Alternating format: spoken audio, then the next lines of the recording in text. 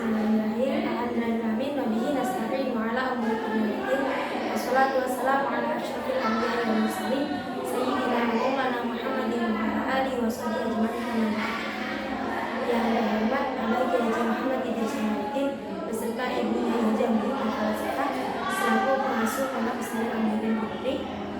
Yang saya hormati guru pengampu pelajaran tafsir yaitu Ustadz Ahmad Nurani, yang saya sayangi dan saya cintai, orang tua saya yang sekarang berada di rumah, dan teman-teman saya yang semoga berbahagia. Di sini kembali lagi dengan saya Asmaul Firdaus. Saya akan menerangkan tentang haramnya khamr dan judi. Makna perubahan dalam surat Al-Baqarah ayat 219 sampai 220 Allah berfirman yang bermakna, mereka bertanya kepada Muhammad tentang hukum khamr dan judi. Katakanlah bahwa khamr dan judi itu memiliki bahaya yang besar. Memang ada sedikit manfaatnya, tetapi lebih banyak bahayanya karena dapat menghilangkan akal, menghilangkan harta, dan kerentanan pada tubuh. Mereka juga bertanya kepada Muhammad apa yang mereka infakkan. Katakanlah yang mereka infakkan adalah kelebihan dari harta mereka. Mereka juga bertanya kepada Muhammad bagaimana menyikapi anak yatim. Katakanlah mengupayakan pengelolaan harta anak yatim itu lebih baik. Sebab turunnya ayat yang pertama menurut Abu Dawud, Imam Ahmad dan Tirmidzi yang meriwayatkan dari sahabat Umar, beliau pernah berdoa, ya Allah, jelaskan kepada kami hukum khamr dan judi secara sejelas-jelasnya. Maka turunlah surat Al-Baqarah ayat 219. Kemudian sahabat Umar berdoa lagi dengan doa yang sama. Kemudian turunlah surat Nisa ayat 43. Kemudian sahabat Umar berdoa lagi dengan doa yang sama lagi.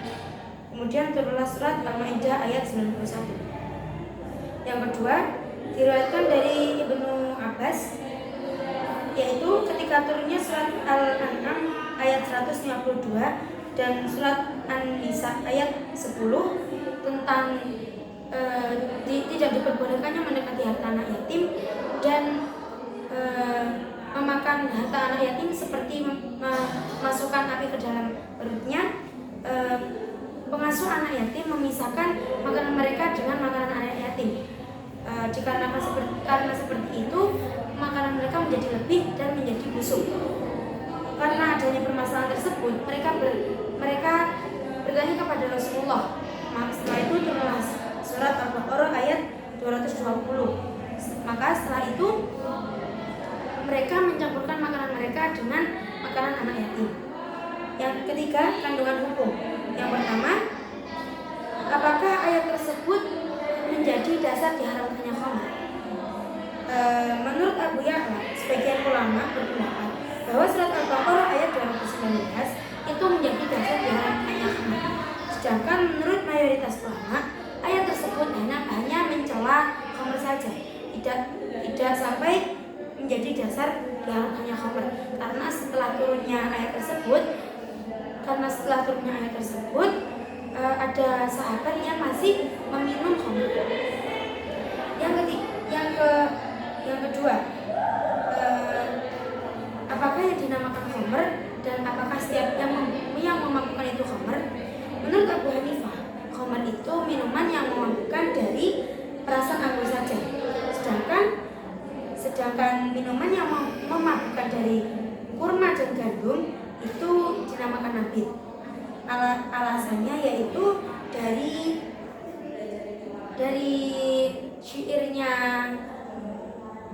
Abu Al-Aswad atau Ali. Sedangkan menurut mayoritas ulama, khamr itu mencakup seluruh jenis minuman yang memabukkan, baik itu dari anggur, kurma maupun gandum. Alasan mayoritas ulama dikutip dari beberapa hadis. Yang pertama dari Ibnu Umar, yaitu setiap yang memabukkan itu khamr dan setiap yang memabukkan itu haram. Yang kedua dari Abu Hurairah, yaitu khamr itu terdiri dari dua jenis, yaitu dari dua jenis, yaitu anggur dan kurma. Sedangkan yang ketiga hadis dari Anas, yaitu khamr terbuat dari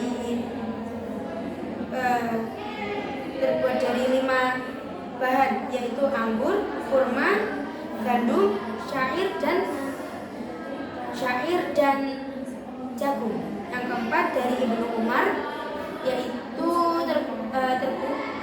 khamr terbuat dari 2 jenis, yaitu buah kurma segar dan buah kurma kering. Yang kelima dari hadis Ummi Salamah, beliau berkata Rasulullah melarang setiap yang membuka dan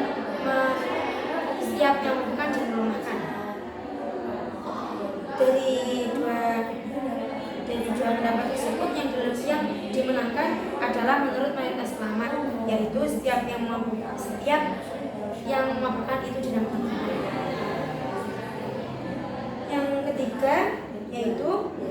Yang ketiga, apa saja jenis perjudian yang diharamkan? Ulama sepakat berdasarkan firman Allah dalam surat Al-Baqarah ayat 219, maka perjudian itu ketika pihak yang lain menang dan yang lain kalah, pihak satu menang dan yang lain kalah. Ada sarananya yaitu catur, dadu, lotre, kartu dan yang lainnya. Sedangkan menurut Imam Syafi'i, catur itu tidak jadi judi jika tidak ada unsur mengolok-olok dan tidak sampai melalaikan. Hikmah tasyrik, seperti yang dijelaskan tadi, Allah itu melarang khamr dan judi karena dapat merusak akal, merusak badan, dan melalaikan ini. Dari khamr, adapun bahaya khamr itu dapat menghilangkan akal, merusak pencernaan dan mengakibatkan kematian mendadak. Sedangkan riba itu dapat menimbulkan pertengkaran, melalaikan sholat, dan jadi pemalas, dan juga dapat merusak rumah tangga. Maka dari itu jauhilah minum khamr dan berbuat judi. Sekian dari saya, kurang lebihnya saya mohon maaf. Wassalamualaikum warahmatullahi wabarakatuh.